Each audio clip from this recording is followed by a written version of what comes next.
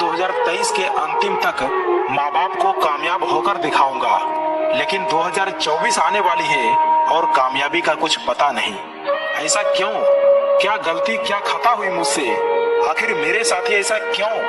दोस्तों, शायद आप भी वही गलती कर रहे होंगे जो कुछ साल पहले राजू ने किया था। लेकिन कौन है ये राजू? आइए जानते हैं इनकी पूरी कहानी। राजू नाम का एक लड़का जो एक छोटे से गांव से बिलोंग करता था। पिताजी सुबह 4 बजे उठकर चाय का दुकान लगाते और माताजी खेतों में काम करके अपने बेटे को पढ़ाने के लिए पटना भेज दिया। पिताजी का बस यही एक छोटा सा सपना था कि बेटा पढ़ लिख कर कोई सरकारी नौकरी करे, मेरी तरह 12-13 घंटे काम न करे। राजू पढ़ाई में एवरेज था और पटना आकर इसने एसएससी की तैयारी करने लगा और आसपास के लोगों से बातचीत करने के बाद इसने हर सब्जेक्ट का अलग अलग कोचिंग पकड़ लिया, जिसके कारण इसे 24 घंटे में से 8 से 9 घंटे कोचिंग में ही निकल जाता था।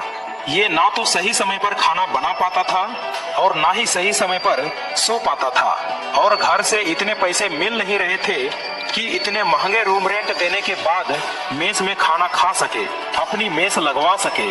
दोस्तों, राजू का सिलेबस अभी आधा ही कंप्लीट हुआ था कि इसे डेंगू नाम की एक बीमारी हो जाती है। उसके बाद राजू के पिताजी राजू को गांव बुला लेते हैं और राजू को इस बीमारी से रिकवर होने में पूरे 20 दिन लग गए और 20 दिन के बाद इसने क्लास को ज्वाइन किया।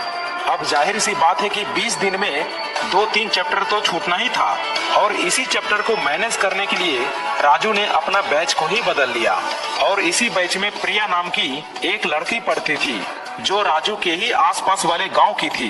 धीरे धीरे करके बातचीत हुआ और फिर दोस्ती हुई, लेकिन यही दोस्ती कब प्यार में बदल गया राजू को पता ही नहीं चला। उसके बाद राजू क्लासेस के बाद रिवीजन के टाइम में चैटिंग करने लगा। पढ़ाई करता भी था तो एक हाथ में किताब और दूसरे हाथों में व्हाट्सएप चैट ओपन रहता था, जिसके कारण सिलेबस कंप्लीट होने के बाद भी इसे लग रहा था कि भाई मैंने कुछ नहीं पढ़ा है।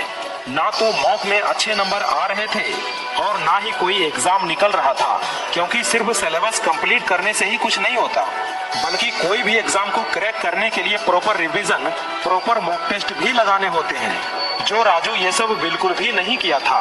देखो, प्यार करना बुरी बात नहीं है, लेकिन प्यार के चक्कर में अपना लक्ष्य, अपना गोल, अपने माता पिता के सपने को भूल जाना बुरी बात है। दोस्तों, एक दिन राजू अपना गांव आता है और उसी दिन इसके पिताजी का तबीयत बहुत ही खराब हो जाता है।